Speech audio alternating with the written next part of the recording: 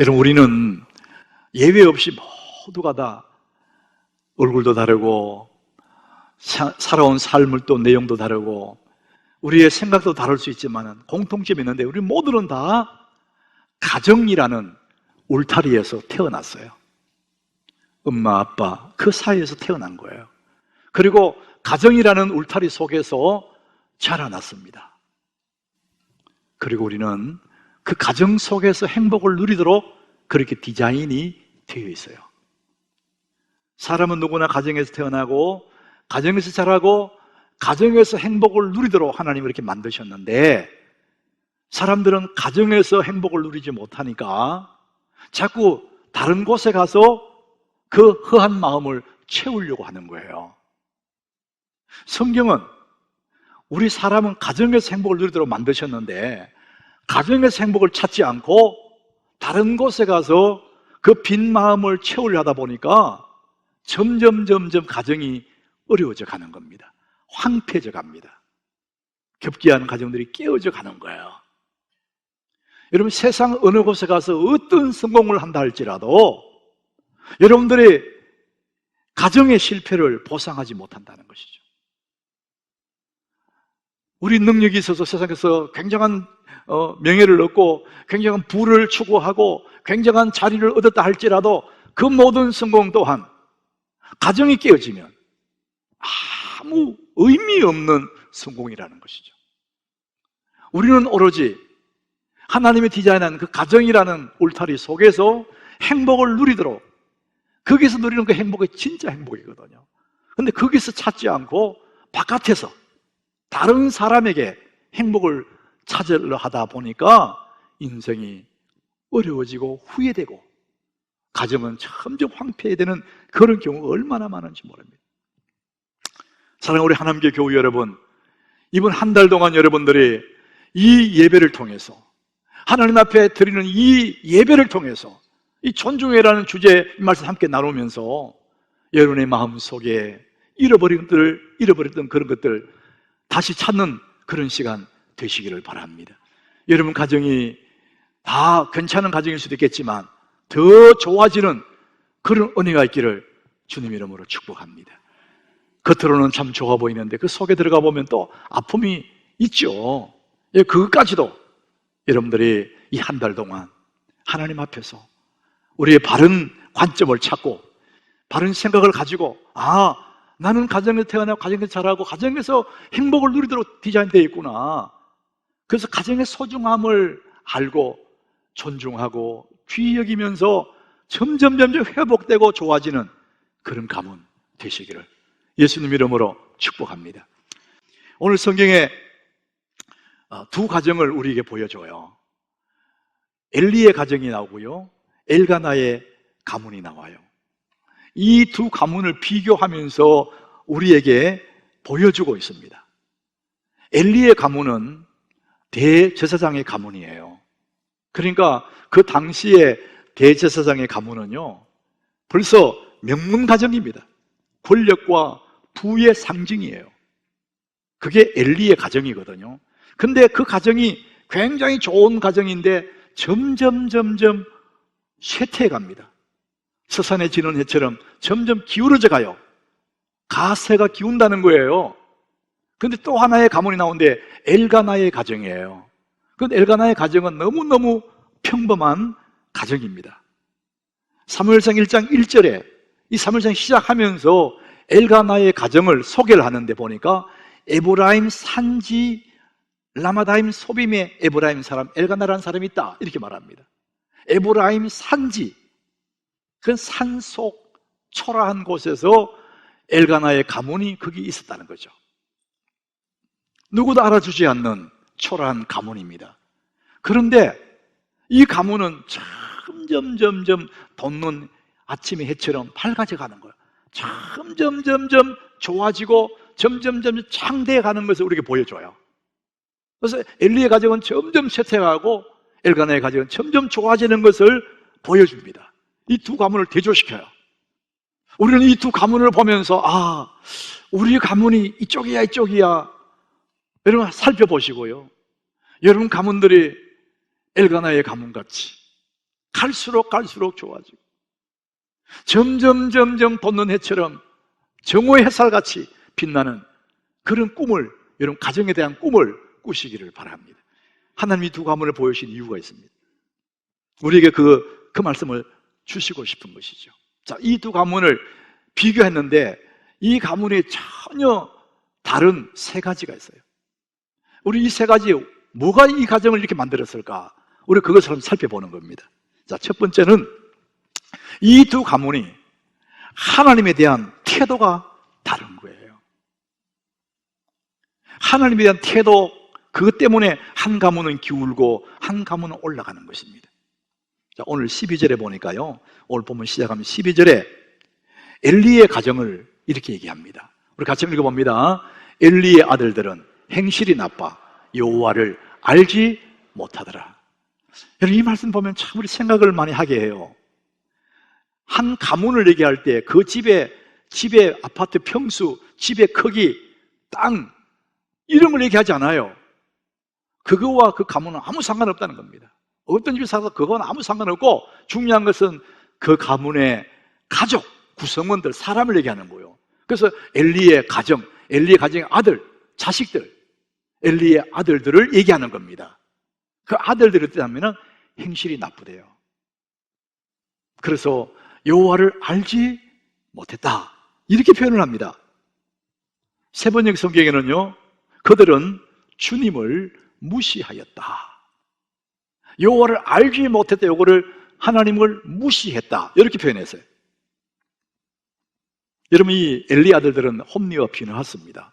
아버지의 뒤를 제사장이 직을 해나갈 명문 가정이거든요. 근데 여기도 행실이 나빠서 여호와를 알지 못하고 여호와를 무시하는 사람들이에요. 여러분 생각해 보세요. 하나님을 모르는 사람, 하나님을 무시하는 그 사람의 미래가 있을까? 지금은 대단한 것 같지만은 점점 쇠퇴해져 가는 것이 성경입니다. 자, 반대로 엘가나의 가정은 어떤 가정인지 1장 3절에 이렇게 얘기합니다. 이 사람이, 엘가나와 한나를 얘기하죠. 매년 자기 성읍에서 나와서 실로에 올라가서 만군의 여호와께 예배하며 제사를 드렸대요. 그러니까 이렇게 보니까 매년 올라갔대. 우리는 그 당시를 생각해 보면 이 사람은 굉장히 신실한 하나님의 경외하는 사람인 줄 알게 돼요. 그 당시에는 자기가 살고 있는 그 처소 주변에서 하나님을 경외해요, 섬겨요. 그리고 1년에 3번씩은 메인 성전에 가야 돼요. 예루살렘 성전에 가야 됩니다. 거기서 예배해야 돼요. 근데 이 사람들은 매년 자기 성읍에서 나와서 실로에 올라갑니다. 그 먼 거리를 가서 하나님께, 여호와께 예배하며 제사를 드렸어요. 여러분, 그 사무엘 그 시대는요, 참 어려운 시대예요. 사사시대라고 해서 다 자기의 생각대로 살던 시대입니다. 하나님을 경외하지 않는 세대예요. 암울하고 타락한 시대예요. 근데 시대가 그런 시대인데, 그런 가운데서도 엘가나의 가문은 매년마다 하나님께 올라가서 예배하는 그런 아주 경건한 믿음의 가문이에요. 사무엘상 1장 24절도 보니까 사무엘을 낳았어요. 그리고 사무엘이 젖을 떼자 말자 그를 데리고 성전에 또 올라가는 거예요. 그리고 마지막 부분에 보니까 아이가 어리더라. 젖을 떼자 말자 어린 아이를 데리고 성전에 올라가요. 그래서 성전에 머물게 만들어요. 이 가문은 하나님께 대한 태도가 너무너무 철저한 거예요. 하나님을 경외하는 가문이란 말이죠. 그러니까 이 가문이 점점 의의 태양같이 떠오르는 거예요. 하나님을 무시하는 엘리의 가정은 점점 쇠퇴해가는 것입니다. 이 두 가지를 우리에게 보여주고 있습니다. 하나님에 대한 태도가 다르다는 것이죠. 자, 두 번째, 이 두 가문은 다른 게 또 있습니다. 이들이 뭐가 다르냐? 예배에 대한 생각이 달라요. 우리가 하나님을 존중한다는 것은 예배에서 나타나는 건데 예배가 달라요. 엘리의 자녀들이 행실이 나빠서 하나님을 모른다 그랬잖아요. 여호와를 무시하는 구체적인 행동을 13절, 14절에 나와요. 이들이 어떻게 했냐면 하나님께 드릴 예물을 색깔고리 가져가 자기가 찍어서 가져가 버리는 거예요. 이런 나쁜 짓을 하는 거예요. 그 예배를 아주 무시하는 거예요. 예배를 가볍게 여긴단 말이죠. 22절에 가보면은 회막문에 일하고 있는 여인들을 범해요. 성추행했다 이 말이에요. 그것을 상습적으로 하는 거예요. 하나님께 드린 예물을 갖다가 자기 마음대로 쓰고 먹고 그 여인들과 음란한 행동을 하고. 자, 그래서 17절에 이들의 행동을 성경은 이렇게 기록합니다. 우리 같이 한번 읽어봅니다. 이 소년들의 죄가 여호와 앞에 심히 크면 그들이 여호와의 제사를 멸시함이었더라. 이 소년들 홈리와 비느하스 엘리의 두 아들이잖아요. 이들이 여호와 앞에 심히 죄가 큰데 그게 뭐냐? 그들이 여호와의 제사를 멸시함이었더라. 하나님의 앞에 드리는 예배를 함부로 한 거야, 함부로. 그래서 그들이 행실이 나빠서 그렇게 한 게 아니고 예배가 안 되니까, 예배가 무너지니까 행실이 나쁜 거예요. 이들이 하나님의 제사를 대충 예배를 하긴 하는데 대충 해요. 멸시하니까. 그러니까 그들의 모든 삶이 흔들리는 것입니다. 여러분이 살아가다가 내 삶이 뭔가 흔들린다. 이게 왜 이렇지? 뭔가 만족이 없고 뭔가 불안할 때 여러분 잘 살펴보십시오. 내 예배가 무너지고 있을 확률이 높아요. 이들이 예배를 하는 여호와의 제사를 멸시하기 때문에 그 모든 행동들 흔들리는 것입니다. 그러니까 그들의 가문이 점점 기울어 갈 수밖에 없는 거예요. 하나님에 대한 존중은 예배를 통해 나타나는 거거든요. 내가 얼마나 하나님을 경외하는지, 하나님을 얼마나 존중하는지는 예배를 통해서 내가 나타내는 거거든요. 하나님, 내가 주님을 존중합니다. 온 마음 다해서 예배하는 거거든요. 그런데 이들은 하나님의 예배를 멸시했답니다. 왜 그렇게 되었을까? 13절에 보니까요, 정확하게 답을 얘기합니다. 그 제사장들이, 그 아들 홈리와 비나스에게, 그들이 백성에게 행하는 관습이 이러하대요. 그들이 하는 나쁜 짓이 벌써 습관이 됐대, 습관. 개역 한글 지난 성경에는 습관은 이러하니, 습관이 됐대, 습관. 하나님을 알지 못하고 하나님의 제사를 멸시하는 것이 습관. 고기 마음대로 갖다 먹고 자기 마음대로 하나님의 것을, 그 여인들과 마음대로 음행하고. 처음에는 얼마나 두려웠을까? 내가 이렇게 되나, 이거 이 고기 갖다 먹으면 되겠어? 괜찮을까? 괜찮을까? 불안하고, 그런 마음에 한번 그렇게 해서 두 번 하고 세 번, 나중에는 당연한 것처럼 마음대로 하는 거예요. 습관이 돼버렸어요. 여러분, 습관이라는 게 그렇게 무서운 거예요. 유다의 왕 중에 여호야김이 있습니다. 한나라의 왕이었지만 이 사람은 나중에 말년에 이 손에 묶이고 몸이 묶여가 밧줄에 끌려가지고 저 바벨론으로 끌려가는 슬픈 인생이 됐어요.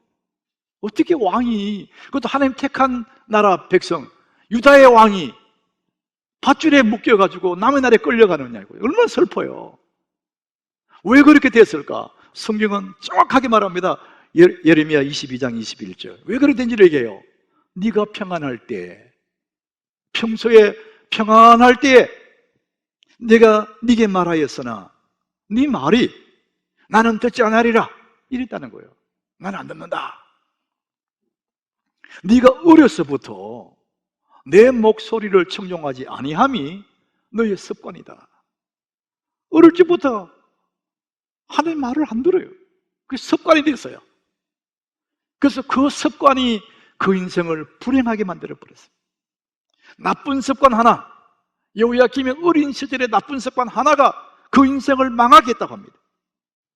홈리와 비느하스가 처음에는 여호와의 제사를 처음부터 그렇게 하지 않았어요. 겁이 났어요. 이러면 안 되지, 이러면 안 되지. 그러다가 두 번 하고 세 번 하다가 습관이 돼버렸어요. 그래서 그의 인생이 망하는 거예요. 여러분, 이 엘리의 가문에 왜 그렇게 기울어져 갑니까? 하나님의 제사를 멸시했다는 것이죠. 예배가 무너지면 인생이 무너집니다.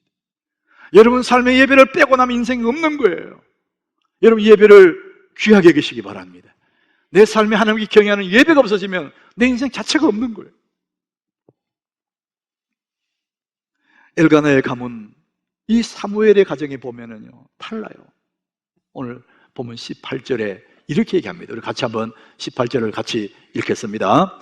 사무엘은 어렸을 때에 세마포 에봇을 입고 여호와 앞에서 섬겼더라. 어렸을 때부터 에봇을 입고 여호와 앞에서 섬겼더라.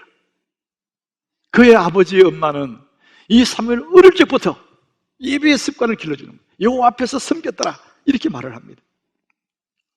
어렸을 때부터 좋은 습관 하나 길러주는 것이 그 삶에 얼마나 도움되는지를 몰라요. 모든 부모의 마음은 내 아이가 튼튼하게 자라기를 원하고요, 건강하게 자라기를 원하고, 내 아이가 똑똑한 아이가 되기를 원해요. 이게 부모 마음이에요. 그런데 여러분, 우리가 단순히 이 아이가 건강하게 자라는 것보다도 이 아이가 똑똑한 것이 목표가 아니라 여러분 복된 아이가 되기를 바랍니다. 여러분 자녀가 형통한 아이가 되기를 바랍니다. 우리 부모의 마음에 이 아이가 형통하고 복 있는 아이가 목표가 되면 그런 것도 그냥 따라오는 것입니다. 그렇게 하기 위해서는 우리는 어릴 적에 뭘 가르쳐야 되냐? 잠언 22장 6절에 이렇게 말합니다. 마땅히 행할 길을 아이에게 가르치라. 그리하면 늙어도 그것을 떠나지 아니하리라. 우리 한번 같이 읽어보겠습니다. 마땅히 행할 길을 아이에게 가르치라. 그리하면 늙어도 그것을 떠나지 아니하리라. 정말 중요한 것을 아이에게 가르치려는 거예요. 그 아이의 어릴 적 습관 하나가 평생 가기 때문에, 그래서 하나님을 경외하는 그 습관을 가르치는 겁니다. 자, 엘리와 엘가나의 가정 세 번째 다른 게 있습니다. 뭐가 다를까? 오늘 2장 25절입니다. 우리 25절 성경에 이렇게 기록되어 있어요. 이제 이 내용은 뭐냐면은 아버지 엘리가 자식들에게 하는 얘기예요. 나쁜 소문을 듣고 난 다음에 얘기해요. 너들 그러면 안 돼. 그 얘기거든요. 사람이 사람에게 범죄하면 하나님이 심판하시려니와 만일 사람이 여호와께 범죄하면 그를 위하여 누가 그를 위해 간구하겠느냐? 그렇게 말을 했어요. 그렇게 말을 하되 그들이 자기 아버지의 말을 듣지 않았대요. 아버지 말을 안 들었어요. 이는 여호와께서 그들을 죽이기로 뜻하셨습니다. 이전의 성경에는 그들을 죽이기로 작정하셨습니다. 이렇게 했어요. 아버지 말을 안 들어요.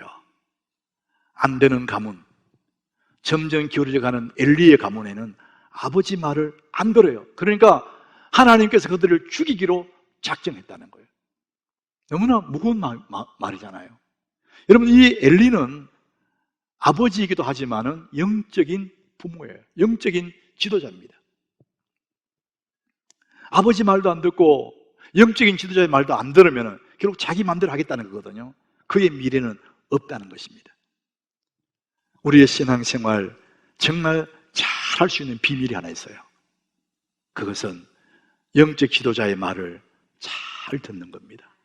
영적 지도자를 존중하는 것은 내 신앙생활 잘 할 수 있는 비밀입니다. 사무엘의 엄마 한나는요, 정말 그는 주의 종을 귀하게 존중했어요. 엘리가 늙고 눈이 점점 어두워지고 이제 그의 무대에서 떠나가야 할 그럴 때가 가까웠어요.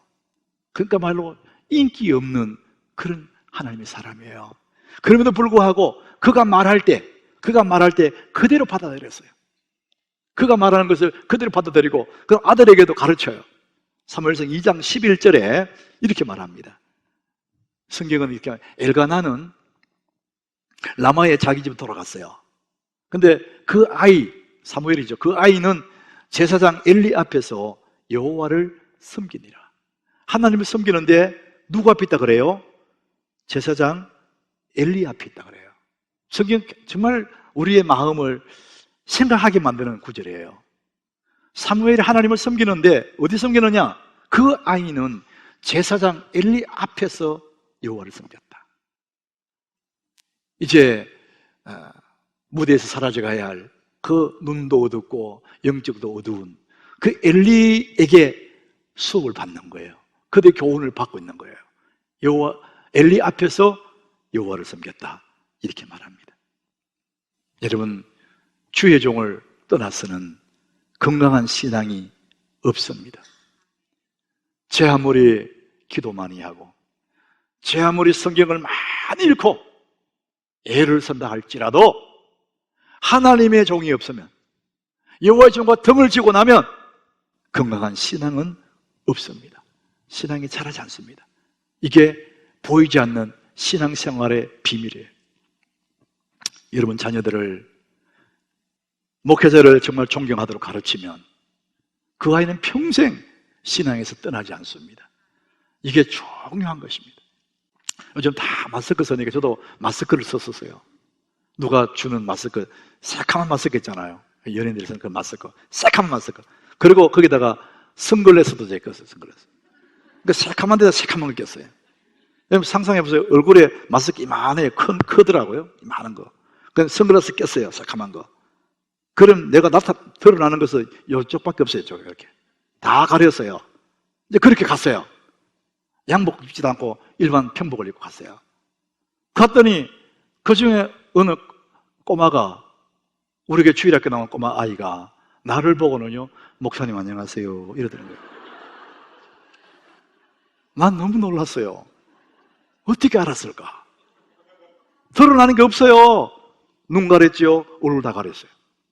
근데 어떻게 나를 알아봤을까? 내가 너무 신기하더라고요. 내가 선글라스 벗고, 아이고 너 어떻게 나 알았지? 이렇게 얘기는 하고 엄마하고 둘이 왔더라고요. 걔가 아주 반갑게 웃으면서 나한테 인사를 하는 거예요. 그래 빠이빠이 하고 집에 와서 가만히 생각해 보니까요, 야, 걔가 나를 어떻게 알았을까? 걔는 담임 목사에 대한 이 존중이, 이 관심이 있고 존중하는 마음이 있는 거구나. 그러니까 다 가라는데 아는 거예요. 말한 것도 아니고 다 알아요. 제가 어느 날 운전을 해가는데 누가 전화가 왔어요. 전화를 받아보니까 목사님 뒤에 내가 따라가고 있습니다 이더라고요. 목사님 뒤에 내가 있습니다. 깜짝 놀랐어요. 왜 내 뒤에 있냐고. 그 제 차가 좀 선팅이 돼서 안이 안 보이거든요. 근데 어떻게 알았을까? 내 차 뒤에 넘버를 보고 넘버를. 여러분 저는 제 차 넘버를 다 안 지가 얼마 안 됐어요. 끝부분만 알 것뿐 다 알 필요도 없고, 저는 모르는 거 진짜 몰라요. 생각 안 하기 때문에. 근데 이 교인들 그거 알고 있는 거예요. 목사님 뒤에 있습니다 이러더라고요. 근데 여러분 그 어린 꼬맹이가 목사를 알고 목사님 안녕하세요 이럴 때 그 아이의 마음에 이 목사를 향한 그 관심과 존중을 제가 엿볼 수가 있는 그런 대목이었어요. 여러분 아이를, 영적인 지도자를 존경하도록 만들면 그 아이는 평생 하나님을 떠나지 않습니다. 오늘 25절에 참 슬픈 이야기는 뭐냐, 아버지 말 안 듣고 영적인 리더 말을 안 듣던 홈리와 비느하스를 하나님 죽이기로 작정했다. 너무 마음 무거운 얘기예요. 근데 그 다음 절에, 바로 그 다음 절에 사무엘을 이렇게 얘기하는 거죠. 같이 읽어봅니다. 아이 사무엘이 점점 자라며 여호와와 사람들에게 은총을 더욱 받더라. 이 아이 사무엘은 홈리와 비느하스가 전혀 다른 거예요. 그 아이가 점점 자란대요. 그냥 점점 흥황한다는 얘기예요. 여호와와 사람들에게, 하나님과 사람에게 은총을 더욱 받는다는 거예요. 여러분 이거 볼 때 예수님 어린 시절이 그대로 생각나잖아요. 누가복음 2장에 우리 예수님이 어린 시절 이랬거든요. 우리 아이에게 최고의 선물이 뭐냐? 이 아이가 하나님을 경외함으로 하나님을 더 존중하게 만들고 지도자를 존중하게 만들어주면 이 아이는 하나님 앞에, 사람 앞에 점점 은총을 받으며 자라가는 아름다운 그림을 우리에게 보여주고 있습니다. 여러분 아이들이 최고의 성공은 예수님을 닮아가는 줄 믿으시길 바랍니다. 우리 인생 최고의 성공도 예수님 닮아가는 것이죠. 나를 존중히 여기는 자를 내가 존중히 여기고 나를 멸시하는 자를 내가 경멸하리라. 하나님은 오늘 우리에게 말씀합니다. 존중. 여러분 존중으로 축복의 문을 열어가시기를 예수님 이름으로 축복합니다.